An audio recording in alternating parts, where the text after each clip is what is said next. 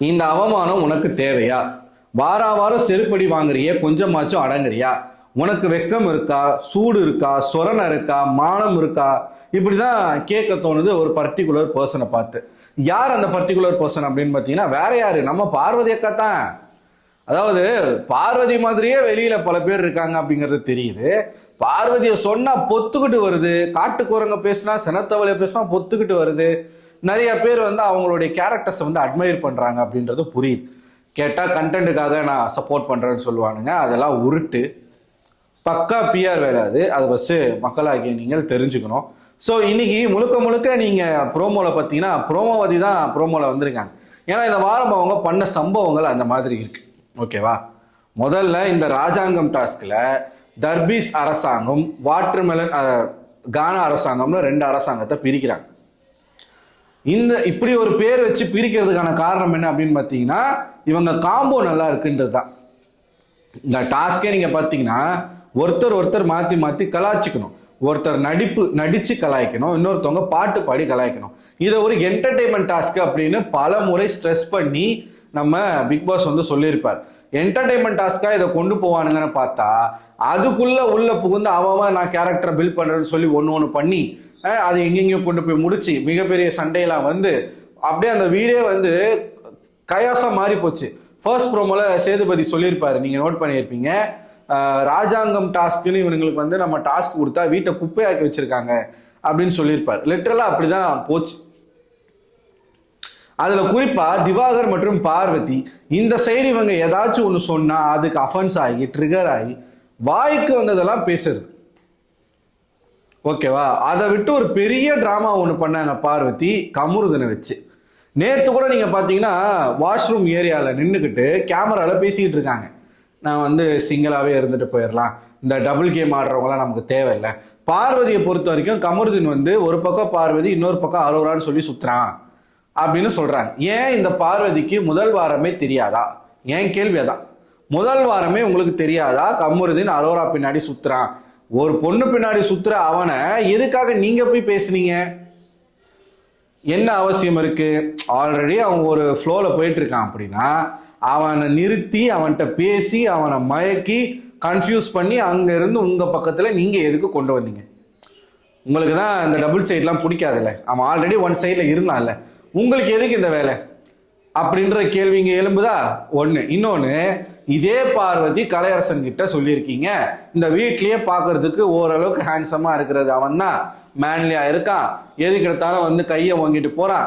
So அவனை use பண்ணி அவங்கிட்டே என்ன சொல்லியிருக்காங்க கமருதீன் கிட்டேயே, அதை வந்து அவர் ஒரு இடத்துல சொல்றாப்படி என்னன்னா சீசன் 5 அமீர் பாவனி இருக்காங்களே அந்த மாதிரி நம்ம கொண்டு போகலாம் அப்படின்னு கமருதீன் கிட்டேயே பார்வதி சொல்லியிருக்காங்க. இது எப்படிப்பட்ட ஒரு வெக்க கெட்ட ஒரு செயல்? இவரும் ஓகே சொல்லியிருக்கார். கமருதீன் ஒன்றும் லேசப்பட்ட ஆள் இல்லை, அவருமே ஓகே நம்ம பண்ணுவோம் அப்படின்னு சொல்லியிருக்கிறார். ஸோ இது வந்து இருக்குதா? இப்படியே போயிட்டு இருந்தது, அப்படியே போயிட்டு இருந்தா ஓகே. இன்னைக்கு அரோரா ஆபாச குறியீடு காட்டுறாங்க, அதுதான் 3வது ப்ரோமோல நடக்குது. ஆபாச குறியீடு காட்டுறாங்க அப்படின்னு பேசுறீங்க நீங்க என்னெல்லாம் கமருதீன் கூட சேர்ந்துக்கிட்டு ஆபாசமா பேசுறீங்க அப்படிங்கிறத விஜய் சேதுபதி அவர்கள் எடுத்து ஒரு 2 வார்த்தை பேசினாருன்னா நல்லா இருக்கும்னு நான் பர்சனலா நினைக்கிறேன்.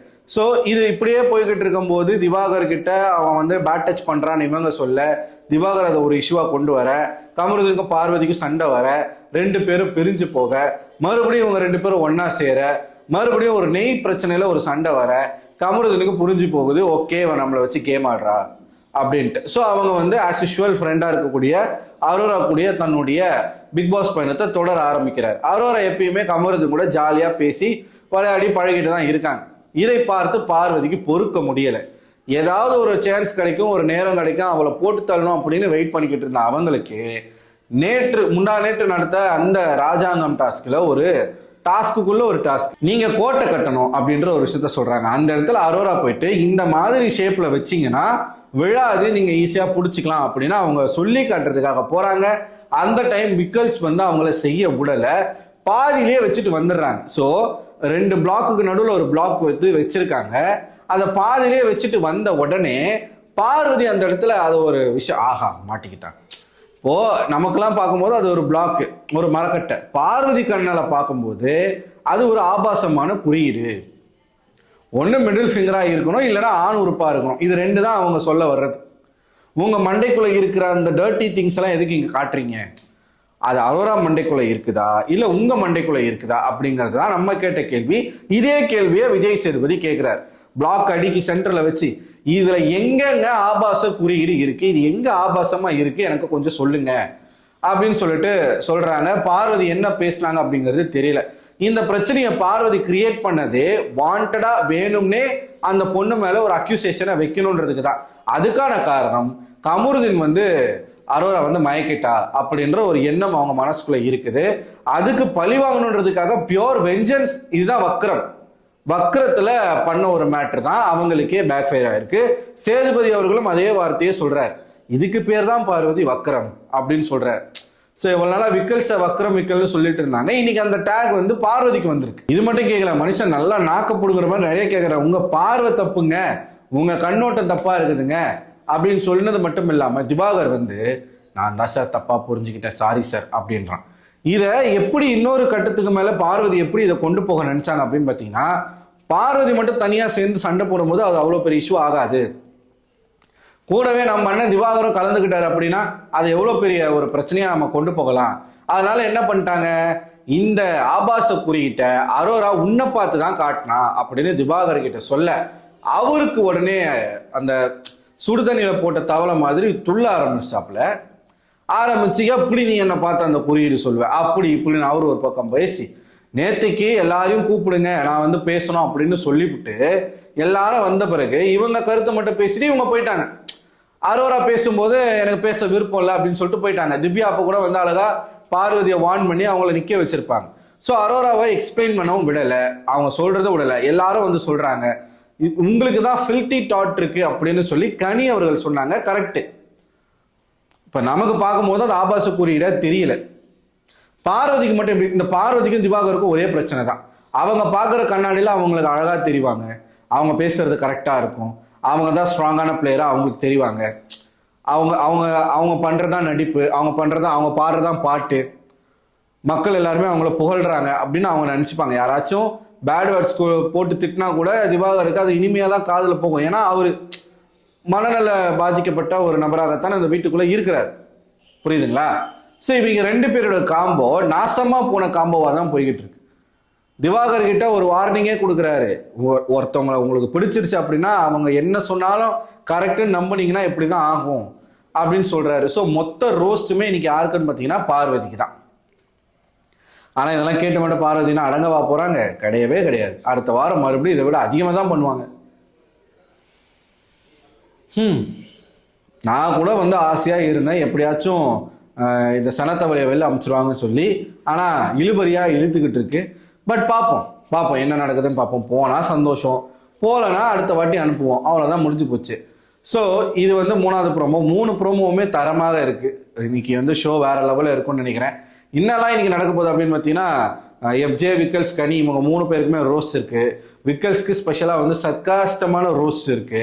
பார்வதிக்கு ஹெவி ரோஸ்ட், திவாகருக்கு ரெட் கார்டு. எதுக்குன்னு பார்த்தீங்கன்னா கேமராவை அபியூஸ் பண்ணிட்டாரு அப்படின்னு சொல்லி. அந்த மாதிரி மட்டும் நீங்க திவாகருக்கு ரெட் கார்டு கொடுத்தீங்கன்னா நானே திவாகருக்கு சப்போர்ட் பண்ணுவேன். ஏன்னா கேமராவை அபியூஸ் பண்ணிட்டாருன்றதுக்காக நீங்க ரெட் கார்டு கொடுக்குறீங்க. எத்தனை நாட்கள்ல அந்த வீட்டு பெண்களை வந்து இந்த ஆளால ஒரு ஹராஸ்மெண்ட்டை ஃபேஸ் பண்ணிட்டு இருக்காங்க. ஒரு நாள் கூட அதை வந்து கண்டிக்கலையே. இப்படி ஒரு காரணம் அவங்க சொல்லலாம். கேமராமேனாச்சும் கேமராவை திருப்பி எனக்கு இது அன்கம்ஃபர்டபுளா இருக்கு, எனக்கு பிடிக்கலன்னு சொல்லிட்டாரு. அந்த வீட்டில் இருக்கக்கூடிய ஒரு பொண்ணு கூட அதை பத்தி பேசலாம் அப்படின்னு நீங்க சொல்லலாம். அதை நேற்று அரோரா சொல்லிட்டாங்களே. இல்ல ஒரு பொண்ணு வந்து சொன்னாதான் நீங்க ஆக்ஷன் எடுப்பீங்களா? நீங்க அத்தனை கேமரா எதுக்கு வச்சிருக்கீங்க? கண்டிப்பா பார்த்துட்டு இருப்பீங்க. அப்ப பாக்குற உங்களுக்கே தெரியும்ல அவர் என்ன பண்றாருன்னு சொல்லிட்டு. அப்புறம் எதுக்கு மத்தவங்க வந்து கம்ப்ளைண்ட் பண்ணணும்? கேமரா திரும்பின உடனே கேமராவை அபியூஸ் பண்ணிட்டாருன்னு உங்களுக்கு புரியுது. அப்ப அந்த பெண்கள் வந்து அவங்களுடைய கஷ்டம் உங்களுக்கு புரியலையா அப்படின்றது ஒரு கேள்வியாக எனக்கு கேட்க தோணுது. பட் இருந்தாலும் நம்ம வந்து லைவ் நடக்கும்போது தான் தெரியும் என்ன நடக்குதுன்னு சொல்லிட்டு. டபுள் எவிக்ஷனாக இருக்கும் பட்சத்தில் இன்னைக்கு ஒரு எவிக்ஷன், நாளைக்கு ஒரு எவிக்ஷன். இல்லை இன்னைக்கு டபுள் எவிக்ஷனே கிடையாது அப்படின்னா நாளைக்கு தான் எவிக்ஷன். அது யாரு அப்படிங்கிறது இன்னும் கொஞ்ச நேரத்தில் கன்ஃபார்ம் ஆயிரும். கன்ஃபார்ம் ஆனவருமே அது ஒரு கண்டென்ட்டாக பார்ப்போம். ஸோ நீங்க என்ன நினைக்கிறீங்க? உங்களோட கருத்துக்களை மறக்காம கமெண்ட் பாக்ஸ்ல கமெண்ட் பண்ணுங்க. அடுத்த ஒரு வீடியோல உங்களை சந்திக்கிறேன். அதுவரை உங்களிடமிருந்து விடைபெறுவது நான் அரவிந்தன்.